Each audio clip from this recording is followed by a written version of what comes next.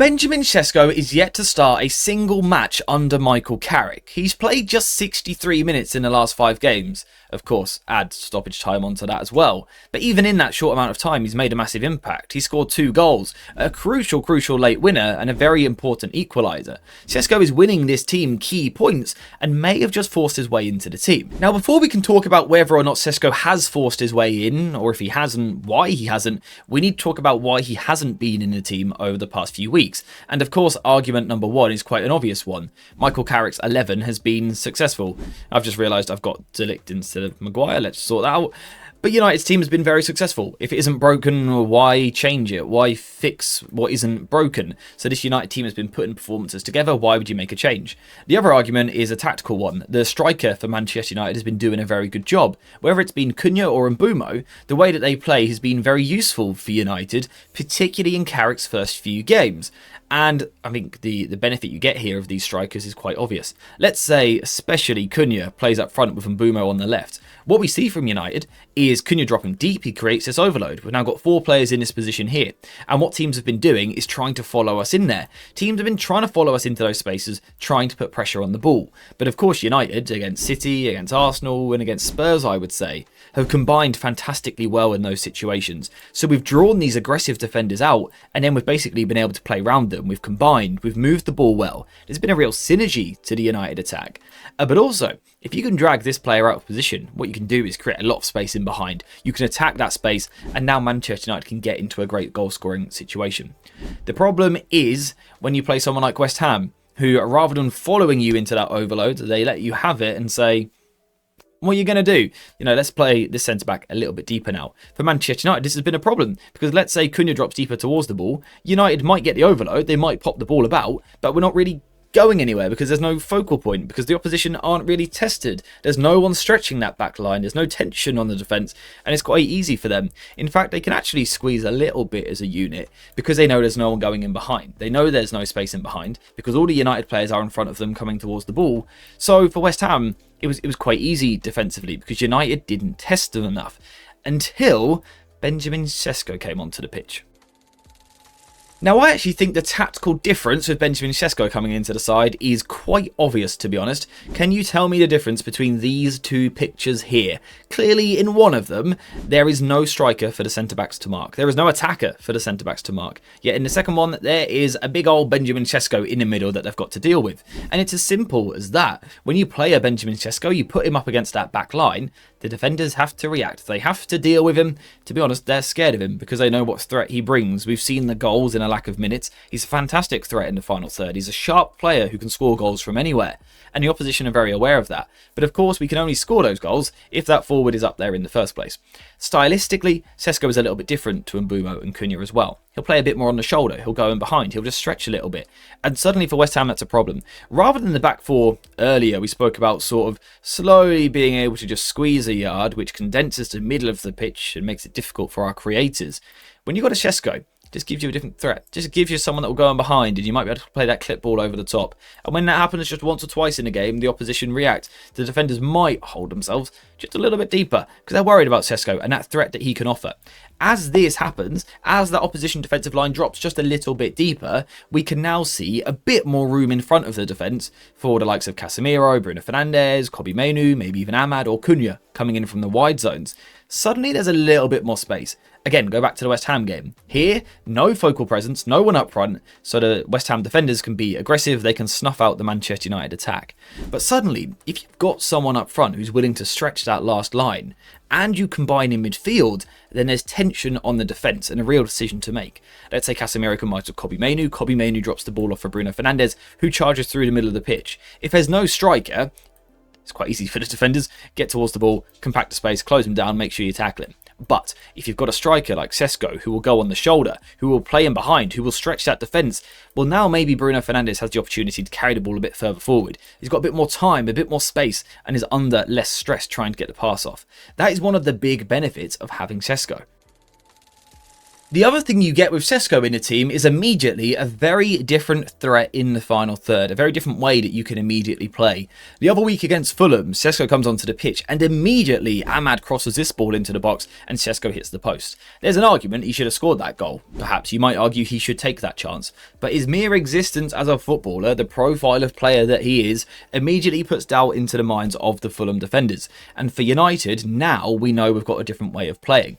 In recent weeks, again, there's been that emphasis on combination play, on the forward coming towards the ball, and it's always got to be perfect. You've got to knit it really nicely. You've got to combine in these tight, compact defences. You're really within the opposition's structure. It's really difficult to knock that ball about. It's got to be perfect. If you have an off night, which happens sometimes, where technically you don't quite get those passes zipping, or you don't quite connect with your new teammate, sometimes it just falls apart a little bit. However, when you've got someone like Sesko, who's 6'5", may I remind you, and can leap higher than the Eiffel Tower, but when you've got someone like him in the box, it doesn't have to be so neat and tidy. It doesn't have to be so neat and perfect around the box. Sometimes you can just work the ball wide to Ahmad, and he can swing that ball into the box, and Sesko is there as a goal threat. And the numbers sort of back this up. If you look at Sesko's shot map from this season, you can see that pretty much all of them are from within this width of the 6-yard box. So that means he's not someone who's going to pull into channels and do work over here, or pull over here, or drop too deep. He's going to stay in the middle. He's going to work the centre-backs. Suddenly now you've got a focal point. You've got someone that you can play the ball to, and you know he has the chance to get a shot off. Sesko's ability to get a shot off has actually been so good that in just 12.2 90-minute matches this season, he's managed to generate 5.85 expected goals, which I think is actually pretty darn impressive. He's one of the top scorers in the Premier League in 2026, and we've got to remember he isn't taking penalties. So Sesko is literally just a constant thorn in the side of the opposition, and we've seen it in recent games. Late on against Fulham, Sesko had just missed his golden opportunity, but another ball comes into the box from Bruno Fernandes. Sesko works it, he gets the ball into the back of the net. And then, of course, the West Ham game. A simple cross from the right-hand side. One of the first crosses that United put in with any quality, to be fair. But because we finally had a focal point, we finally had someone to aim for, and Sesko does incredibly well. The finish is absolutely insane. The way that he hooks that into the corner is sort of delightful, and everything you want from your young striker. But it just immediately changes Manchester United. It no longer has to be quite as perfect. It can be a bit more scrappy. It can be a bit more loose. It can be a ball just put into an area. And having someone like Sesko who is constantly willing to attack it, but is also very good with his movement as well. We did a video on it recently. I'll leave it linked in the description for you guys to check out. But in that video, we spoke about Sesko's intelligence in the Burnley game a few weeks ago. The way that he was always making sure that he was on the blind side of a defender. So what Sesko is very good at doing, compared to some previous United strikers, is creating his own space with good movement, but then attacking that space. He almost creates opportunities for himself with his movement, but also his desire to score goals. So I think Sesko immediately, when he gets on, he creates more space for other people, but also he creates a different way for the team to create. And I think that's key. Under Michael Carrick, when he first came in, there was that element of surprise in the first 2 games.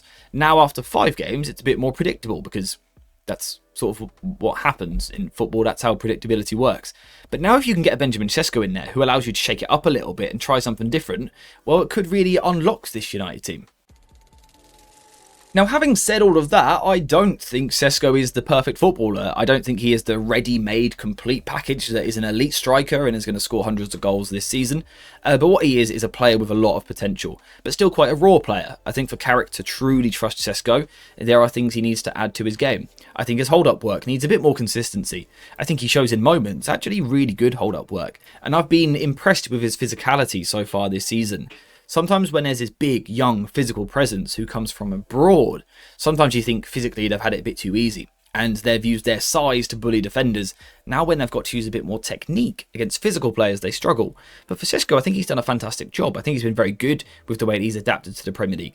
There's just a few moments where the technical detail can be a little bit loose, which is frustrating because in some moments the pass is actually really good and he links up with a teammate. In other moments it's just loose. If he could get that consistency in his action, well then Michael Carrick would probably trust him even more. He would probably get even more game time because he could offer more of a threat. He could help us combine and do that close work, but also offer that threat in behind. That would be immense for United to have. And the other thing I would like to see is something that I mentioned in my last Sesko video, and that is score scruffier goals. I think so far we've seen almost perfect finishes from Sesko. The one the other night, again, is just absolutely incredible. but it's so delicate, so perfect, and I'd love him to keep that in his game. I like that deft touch that he's got as a striker. The fact he can kill a team almost with a soft finish is great to see. But what I would also love is for him to have this ruthless streak of getting the ball down and just absolutely smashing it into the back of the net. This late chance against Spurs, of course it didn't matter, but I wish he would just take the ball down on his chest and whack the ball into the back of the net. And of course on that occasion, some of the problem was scanning. He wasn't aware of the amount of time that he had in the box.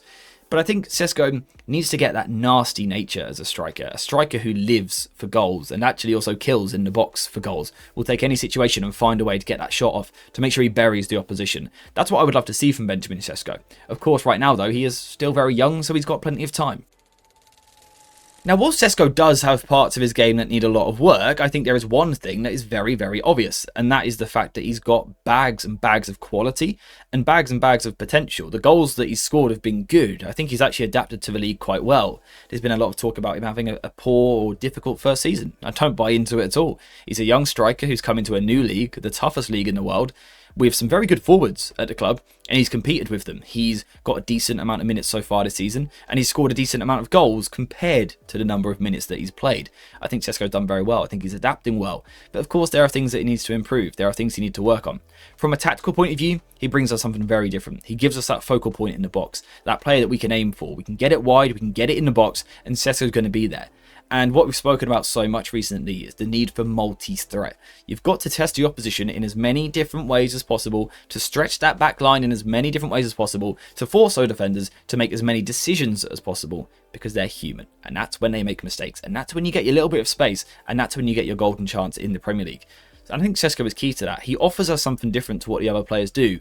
So for me, Sesko would be in my team, pretty soon after this sort of 13-day break that we've got. I'd get Šeško in my starting 11 and see how he does in the next game. That's not to say he should be a guaranteed starter every week. If his form drops at some point, bring him out of the team. Or if there's a game which tactically requires something different, again, let's bring someone different in. But whilst he's in good form and the games seem to suit him, I would get Šeško into my starting 11. But enough about me and my thoughts and Benjamin Šeško. I want to hear from you guys in the comments. What would you do with Benjamin Šeško? What do you think he's good at? What do you think he's bad at? What's impressed you and what needs work? And also, simple question, would he be in your Manchester United starting 11 for the next games? Let me know what you think in the comments down below. But apart from that, we are now finished for today's video. So thank you very much for watching. I hope you have enjoyed this one. And as always, I'll see you in the next one.